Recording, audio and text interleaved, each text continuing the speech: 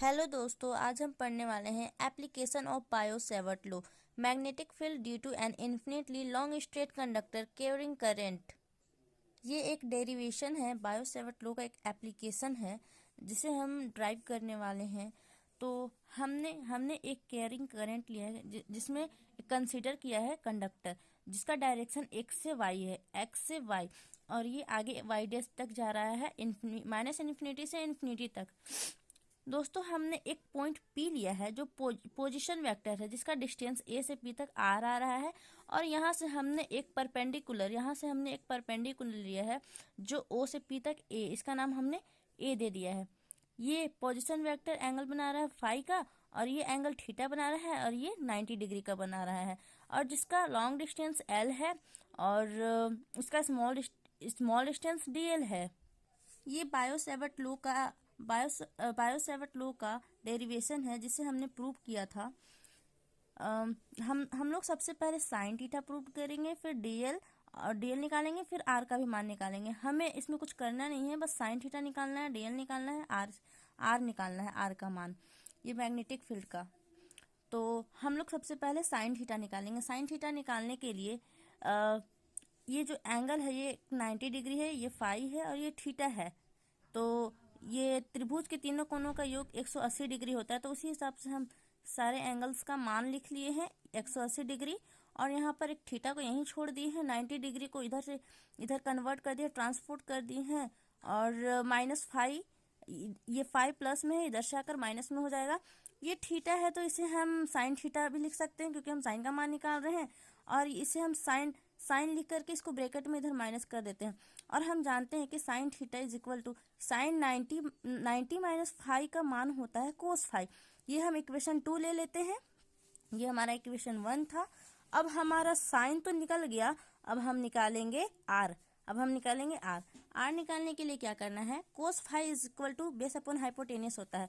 हमें क्या निकालना है, कोस फाई निकालने के लिए क्या करना है हमें, बेस अपॉन हाइपोटेनियस। तो ये हमारा बेस अपॉन हाइपोटेनियस क्या है, ए है आर, ओपी से और फिर एपी, ओपी एपी और ए अपॉन आर कोस फाई। अब हम जानते हैं कि अगर हम आर को इधर करेंगे, ए यहीं पे रह जाएगा और कोस हमारा क्रॉस होकर यहाँ ये डिवाइड में आ जाएगा, cos phi are equal to इतना। इसे हम इक्वेशन 3 भी मान सकते हैं। अगर हम इसे यहीं तक ना बल्कि और भी सॉल्व करें तो सॉल्व करने पर हमारा आर इक्वल टू आर यहीं रह जाएगा, ये कोस फाई ए अपॉन कोस फाई क्या हो जाता है, ए अपॉन कोस फाई, ए से एक फाई हो जाता है, तो ये हमारा ये मान आता है। अब हमें निकालना है क्या, अब हमारा तो आर भी निकल गया, अब हमें निकालना है डीएल नहीं एल निकालेंगे। तो हमारा एल निकालने के लिए अब हमें टेन फाई लेना पड़ेगा, ये टेन फाई का मान लेना पड़ेगा। टेन फाई इक्वल टू क्या होता है, P upon B, perpendicular upon base. Perpendicular हमारा ये है, और बेस ये है। तो हमारा परपेंडिकुलर ए से ओ है, ओ ए लेंगे हम, ओ ए और ओपी लेंगे, ओ ए और ओपी लेंगे। तो हमारा 10 क्या हो जाएगा, एल और ए, एल अपॉन ए। 10 फाई हमारा क्या हो जाएगा, एल अपॉन ए, 10 फाई हो जाएगा। और फिर अगर हम एल को यहाँ रखते हैं तो ए हमारा ये ऊपर चला जाएगा और 10 फाई क्रॉस में आ जाएगा, L equal to A 10 phi हो जाएगा। अगर हम इसको डिफ्रेंशिएट करते हैं 10 फाई को, तो ये सेक स्क्वायर फाई हो जाता है, और ये जो फाई है ये इसका डिफ्रेंशिएट हो जाता है D phi.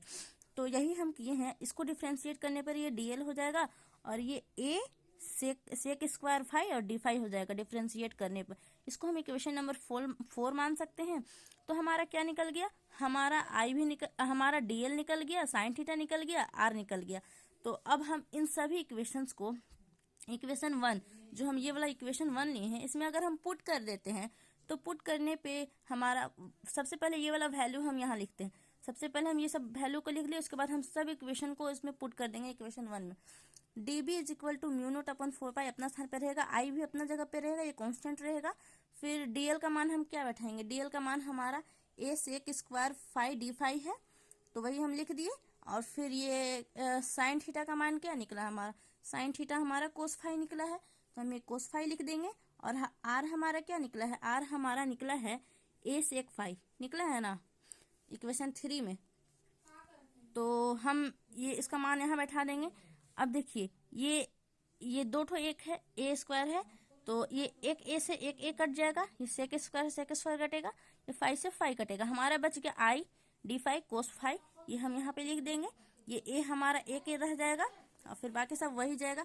Mu naught upon 4 pi I upon a constant, इसको बाहर निकाल देते हैं, कोस 5 को इधर लाते हैं, डी 5 को इधर कर देते हैं।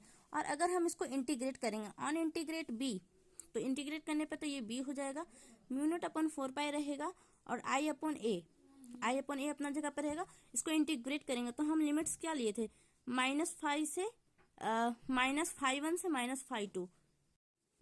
ये लिमिट्स कैसे आई वो हम अभी आपको बताते हैं। जैसे कि ये जो ट्रायंगल था हमारा एक्स, ये एक्स से वाई तक, इसके बीच में ओ आ रहा था, हम अलग से डायग्राम बनाते हैं। ये हमारा था लिमिट्स, ये हमारा ये अलग से ट्रायंगल लिए थे, ये वाला ट्रायंगल ए ओ पी,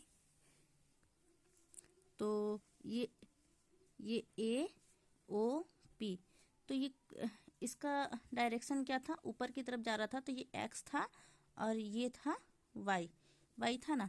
तो ये वाला जो एंगल है हमारा, ये तो फाई था, तो ये हम माइनस ले रहे हैं लिमिट्स, और ये वाला को ले रहे हैं +5, इसलिए हम अब लिमिट्स ले रहे हैं -5 से +5 तक। अब समझ में आया?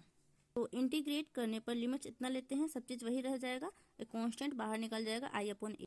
अगर इसे इंटीग्रेट करेंगे कोस 5 डी 5 को, तो ये हमारा साइन 5 आ जाएगा।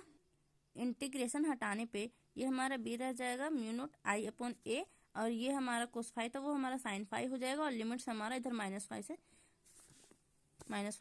+5 2 तक हो जाएगा, -5 1 5 2, ये 5 1 5 2।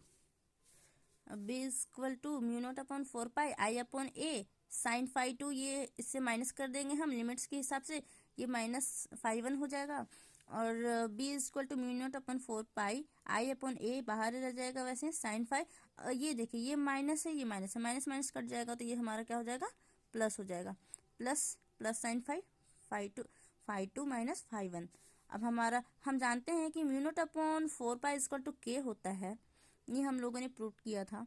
और b इक्वल टू हम म्यू नॉट की जगह हम क्या रख सकते हैं, म्यू नॉट की जगह क्या रख सकते हैं, के रख सकते हैं, I upon A sine 5 2 + sine 5 1। Thank you.